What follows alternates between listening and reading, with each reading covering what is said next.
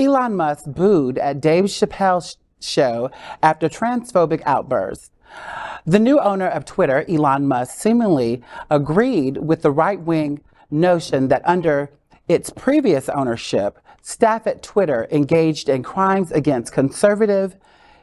As early on Sunday morning, Musk previewed in a tweet that said, "Now things get spicy," before later posting a political tweet that was simultaneously anti-LGBTQ+ and anti-science.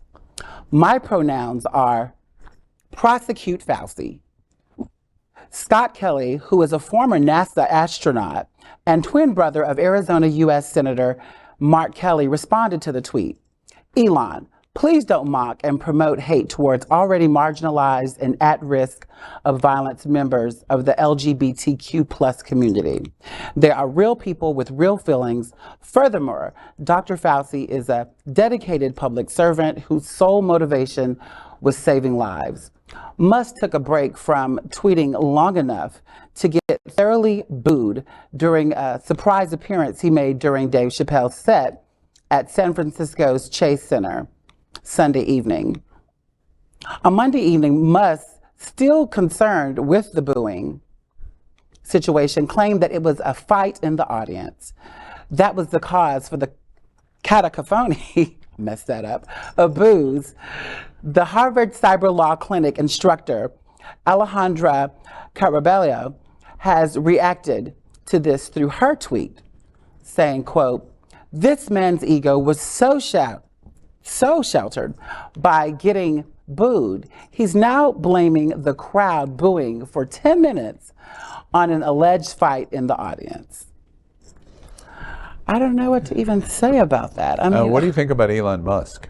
I really don't have anything to Sounds think like about. it's going to be a white snowflake Christmas. Well, you know, I wonder if he's strategically doing this stuff, like being controversial to kind of like hype up, because, you know, when he took over, was it last month?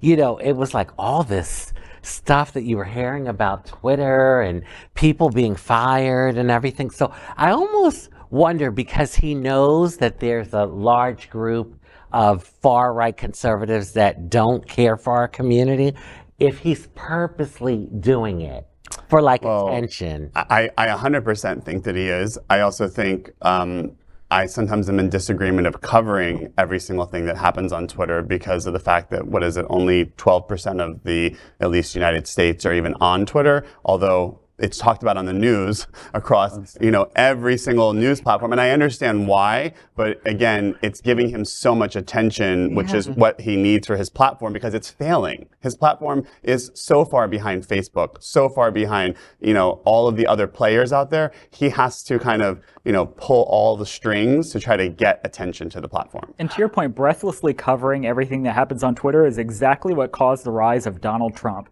Every single tweet generated a news cycle. We don't need to cover everything that Elon Musk is doing. He's providing a safe harbor for racists, for neo-Nazis, for anti-LGBTQ people, homophobes, transphobes. I'm not giving him any attention. And is not focusing on his moneymaker, which is Tesla, which stock is down 50% year to date. I also don't believe he is the richest person in the world. After RuPaul has now branched into I think RuPaul is actually probably the richest person in the world. You know, we have reported at Queer News tonight, RuPaul's net worth is $72 million. Yeah. Wow. Oh my God. Oh, honey, that's a brand. Right. It's a money brand. I agree with Raji. I do think that he's being strategic because when you think about it, there's been so much controversy that's been going around about the Dave Chappelle show and how he said so many things that are transphobic and that are against our community. So he goes to the Dave Chappelle show and starts talking all of this mess about the trans community. I just think it's completely, utterly ridiculous. And when I think about getting booed, I mean, I understand that there's freedom of speech, but you know, you have to deal with the consequences of your actions. Yeah. You know? It's interesting to me that It doesn't surprise me that he would go to Chappelle because I'm No. sure that he thought Chappelle was an ally. Yeah. Because obviously Chappelle He's said not. And let me tell you, if you watch that show, you know, it's some people misinterpret it where he had was this going with it. We had this conversation. yeah. But I have a question. Why is Twitter like, okay, so if Twitter is quitter, Twitter needs to quitter. No, if Twitter is like, you know, one of at the bottom of the totem pole, you know, as opposed to Instagram or Facebook, why does the media cover Twitter so much? It's like the AP almost. Yes, it's Okay, a news-driven. It allows you to comment person to person in very real time. Okay. Facebook doesn't do that. Instagram doesn't do that. Twitter allows you to do that. And as a result, it's one famous person fighting or complimenting or echoing. It's an echo chamber. And Twitter allows you to do that. The one thing that I was going to say that's interesting to me is we're doing a story that principally focuses on Dave Chappelle, and our story, and nationally, people are not talking about Dave Chappelle. You know it's bad when there's a story where you're booed over your transphobic comments and you're in the same place at the same time with Dave Chappelle, and Dave Chappelle is not being talked about At all. You're really in a bad place. That's what has happened to Elon Musk. Another thing that I think is interesting is he doesn't care about this at all. I think really what is at stake, he may not be the richest person in the world, although he probably is. But when you're worth over $100 billion, you don't care about nothing, nothing. Because there's not a person on this planet that can touch him. And the proof of that is Twitter. He ended up making all of these excuses, realizing that his offer was terrible. It was not worth $40 billion. Twitter is a terrible business to buy. He makes the joke, how do you turn this business into a small fortune? You buy Twitter. Because he spent $40 billion to turn it into $2 billion in value. It was a terrible decision on his part, but he can. And he can basically lose billions of dollars and okay, whatever. I read just one last thought about Elon Musk. One of the things that's fascinating to me, and I'm asking about him all the time, because I like your observation on Tesla and his space program and blah, blah, blah. He's Thomas Edison. He's Thomas Edison. I once upon a time said in the 21st century, so far in the first 22 years of this millennia, the greatest machine invented in the history of the world is the Tesla. It is the most important, the battery technology, what it leads to, etc. It's revolutionary. So we're dealing with Albert Einstein in production. It's Thomas Edison. It's Henry Ford of our lifetime. Wow. But he's batshit crazy. And the question was, why didn't we recognize 20 years ago that Elon Musk was batshit crazy? Well, because we liked where he was going so much, we ignored his batshit crazy.